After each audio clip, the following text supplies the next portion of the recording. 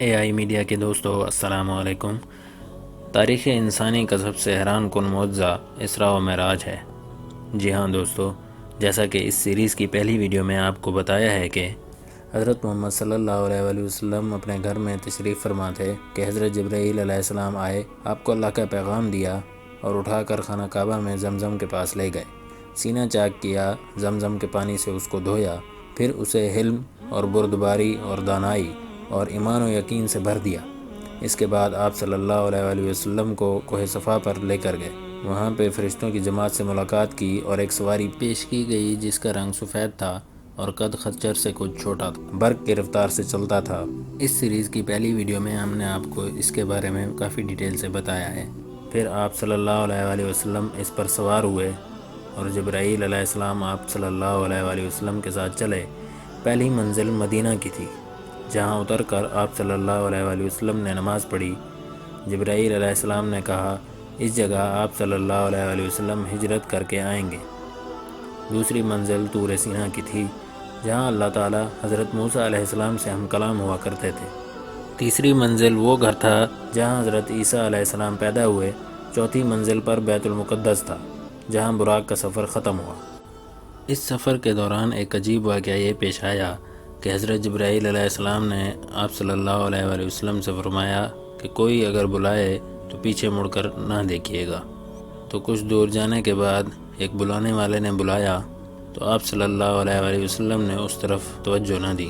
کچھ دیر بعد آپ صلی اللہ علیہ وآلہ وسلم کے پوچھنے پر حضرت جبرائیل نے بتایا کہ یہ یہودی مذہب تھا جو آپ کو اپنی طرف بلاتا تھا، اور اگر آپ اس کی بات سن لیتے تو آپ کی امت اس مذہب کی طرف مائل ہو جاتی۔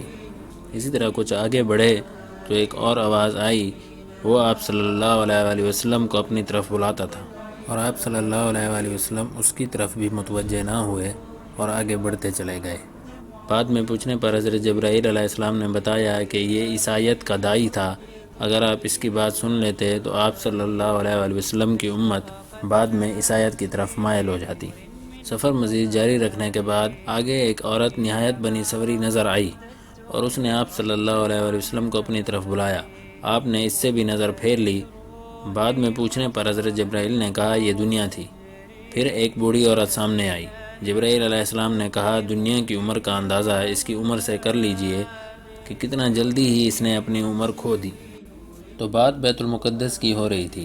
بیت المقدس پہنچ کر آپ صلی اللہ علیہ وآلہ وسلم براق سے اتر گئے۔ براق کو اس جگہ باندھ دیا گیا جہاں پہلے انبیاء اپنی سواری کو باندھا کرتے تھے۔ اس دیوار کو البراق کہتے ہیں۔ دوستو، واقعہ معراج کے اس پوائنٹ پہ پہنچ کر ایک بات واضح کر دوں جو شاید ہی کسی دوسرے یوٹیوبر نے ایکسپلین کی ہو۔ مختلف کتابوں میں بتایا گیا ہے کہ آپ صلی اللہ علیہ وآلہ وسلم اس کے بعد ہیکل سلیمانی میں تشریف لے گئے۔ ایک دوسری ویڈیو میں ہم نے آپ کو ہیکل سلیمانی کی پوری ہسٹری بتائی۔ ہیکل سلیمانی کے بارے میں جاننے کے لیے یہ ویڈیو ضرور دیکھیں۔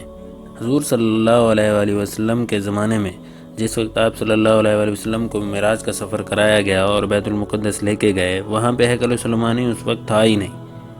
پھر دوسری مختلف روایات میں آیا ہے کہ آپ صلی اللہ علیہ وآلہ وسلم براق سے اترنے کے بعد مسجد اقصی تشریف لے گئے۔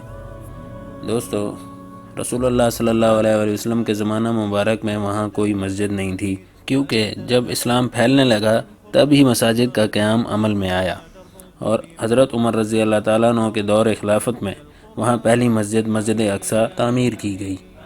دوستو، پوائنٹ یہ ہے کہ تاریخ کی کتابوں میں لکھا ہے کہ وہاں کچھ بھی نہیں تھا سوائے گرجا گھر کے جو رومنز نے بنایا تھا۔ تو اللہ کے سچے نبی حضرت محمد صلی اللہ علیہ وآلہ وسلم کہاں تشریف لے گئے تھے؟ دوستو، آج سائنس اتنی ترقی کر چکی ہے اور اس قابل ہو گئی ہے کہ 1400 سال پہلے ہوئے واقعہ معراج کو ایکسپلین کر سکے۔